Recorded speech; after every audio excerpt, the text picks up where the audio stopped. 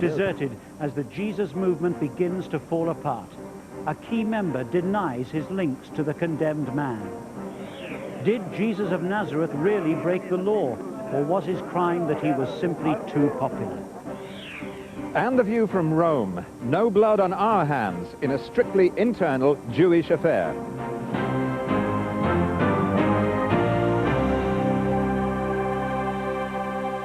Good evening. In a dramatic move which has shocked some senior members of the Jewish community, the maverick Galilean rabbi Jesus was executed today at the height of the holy festival of Passover. He was put to death in spite of a dramatic last-minute offer of mercy by Governor Pilate. Our reporters have been piecing together the day's events. Today there's little evidence of the drama that unfolded late last night here at Gethsemane, the garden named after the press which from these olive trees produces some of Jerusalem's finest oil, and where the Jesus movement was holding a final rally. What was scheduled as a peaceful prayer vigil before the group left for Galilee was stormed by a mixed force of Jewish militiamen and Roman troops. No one was seriously injured except for one soldier who made a speedy recovery. The Nazareth group's leader was the only one to be arrested. Another man, known as Simon Peter, was briefly detained here on suspicion of being a member of the Jesus movement, but when directly accused of being one of the dissidents, he 3 times denied any involvement and was subsequently released. A little while later, Jesus was taken from this compound for his confrontation with the chief priest Caiaphas. The rabbi's alleged prophecy to his followers that the temple would be destroyed was alarming the Jewish leadership as much as the Roman authorities, who have kept his movements under continuous surveillance. But it was a second charge that caused scenes of open fury at the hearing. The chief priest asked the rabbi the direct question, "Are you the Son of God?" And the rabbi did not deny the claim, so laying himself open to the charge of blasphemy. David Jessel reporting there from the home of the chief priest. After his arrest in Gethsemane, Jesus of Nazareth was taken from the chief priest's house and kept in protective custody. Linda Bryans takes up the story. Apart from the odd arrest of Passover pilgrims who had been celebrating a little too early and a little too much, the police had been reporting a relatively trouble-free period. But the arrest of the Rabbi Jesus put an end to all that. The chief priest Caiaphas clearly wanted to end the crisis informally by persuading Jesus to leave. It became obvious that this tactic had failed when news crews picked up shots of preparations being made to move Jesus in the early hours of the morning to face a formal indictment before the Jewish ruling council, the Sanhedrin. Some say that it was the first stage of a formal indictment, but night trials on death penalty charges are illegal under Jewish law. Others maintain it was a last-minute attempt to defuse the crisis informally. Holding trials at the holy time of Passover is almost unheard of, a sign of just how seriously the Jewish authorities are taking the Jesus problem.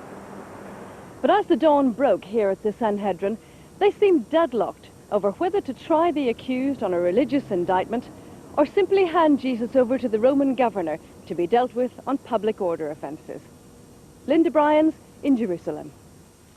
By early morning, the focus had switched to the citadel, headquarters of Rome's man in Palestine, Pontius Pilate. Decisive action and a surprise amnesty offer by the governor seemed to have broken the deadlock. But the day didn't go according to plan, as Richard Lindley reports. While the Jewish authorities were dithering about how exactly to deal with this popular but dangerous man, Governor Pilate's patience was running out. He sent word for Jesus of Nazareth to be brought under armed escort to Roman headquarters in Jerusalem. Sources close to Pilate insist he had no desire to get involved in an internal Jewish religious matter.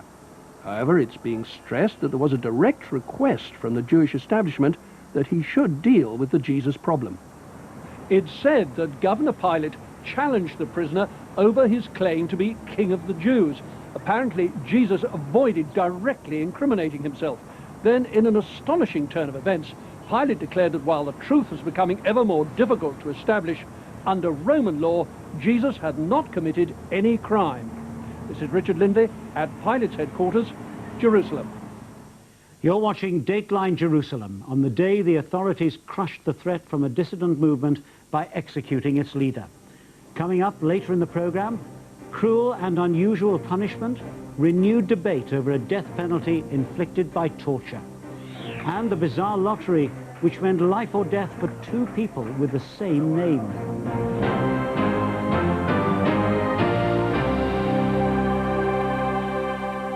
In a surprise move, Governor Pilate announced a Passover amnesty today.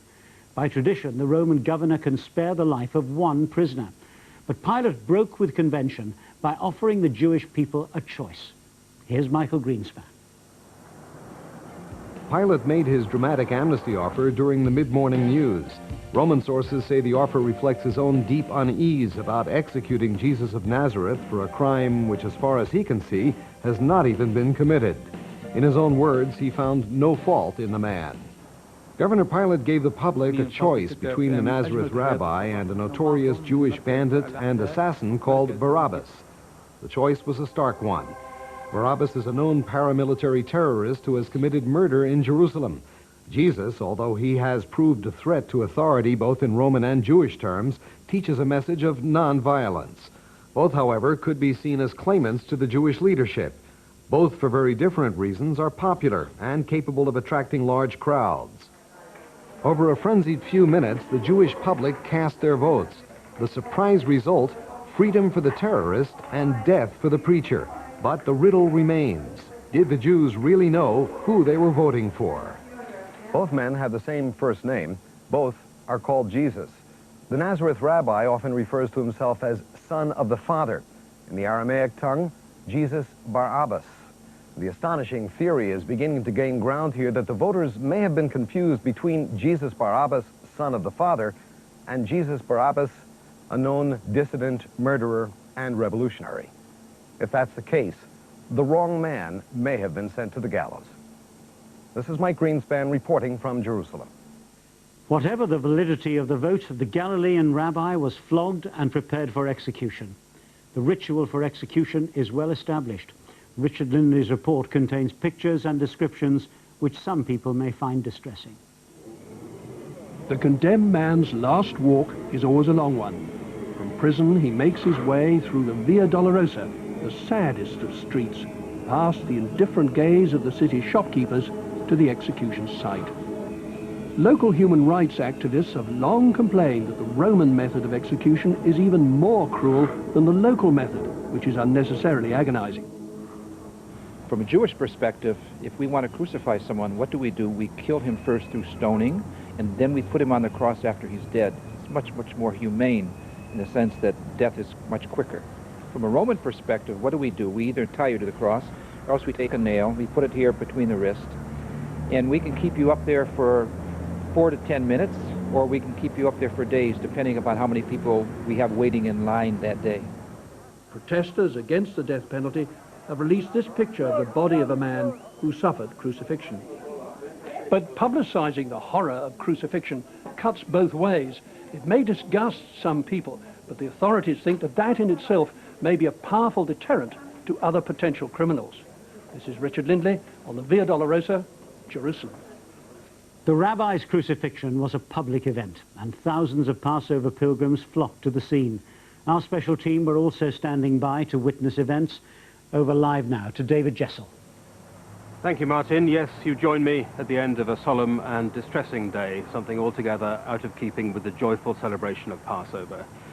For obvious reasons, television can't show scenes of the actual execution. The deterrent effect is achieved by inviting people to witness the spectacle firsthand, as I discovered earlier today.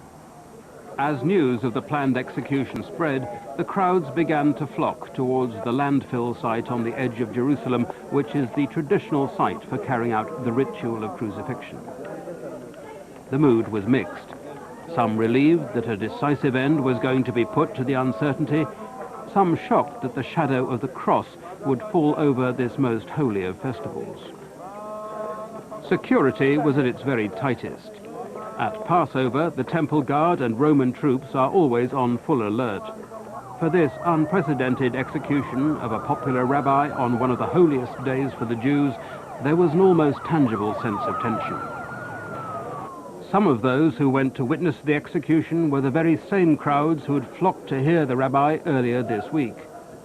For others, it was simply a freakish extra holiday entertainment, or even an opportunity to make money. As the actual moment approached, freak weather conditions literally cast a shadow over the scene. It was like an eclipse. It was as if the sun itself had hidden its face. 2 other petty offenders were also executed, but obviously the dissident rabbi was the center of attention. According to those closest to the scene, his last words were to the effect that his God had abandoned him. Now, of course, the crowds have gone, and this sordid rubbish tip on the edge of Jerusalem returns to the rats and the souvenir hunters. Some of them, I'm afraid to say, Roman soldiers who are traditionally entitled to the personal effects of the executed men. Not all the security forces stationed here have been so dispassionate. One of the men on execution detail we saw earlier in that report was said to be profoundly affected by the experience. Some of the women from the Jesus movement have removed the body for burial, it's believed, to the home of a local sympathizer. David, stay with us just a moment. This has been an extraordinary day. What impact are these events likely to have? Well, no one likes this sort of unpleasantness, especially at Passover. Having said that, there is some relief that there's been no major civil disturbance. Governor Pilate comes out of this well with his amnesty to the terrorist Barabbas, a politically adroit gesture to the local crowds. Caiaphas, the chief priest, has managed to keep the Jewish population under control. As for the unfortunate Jesus, well, he was drawing increasingly large crowds with his speeches about overthrowing authority, social equality, freedom, justice. It's the sort of talk, quite frankly, that could get anyone executed at any time, anywhere in the world. David, thanks very much indeed. And that's it from Dateline Jerusalem, where we had hoped to be covering the Jewish Passover celebrations, but where the festivities have been overshadowed by the execution of the Galilean rabbi. Tomorrow's headlines, well, the Jerusalem Post plays down the death of the rabbi, concentrating instead on the day's survivor. Barabbas, my freedom joy, is their headline, while Haaretz claims an exclusive with Crucifixion Soldier, my regret, an interview with a centurion who witnessed it all. And sorry we didn't have time for our report from Rome, but we'll be back tomorrow with full coverage of the reaction to the death of Jesus. For now, good night.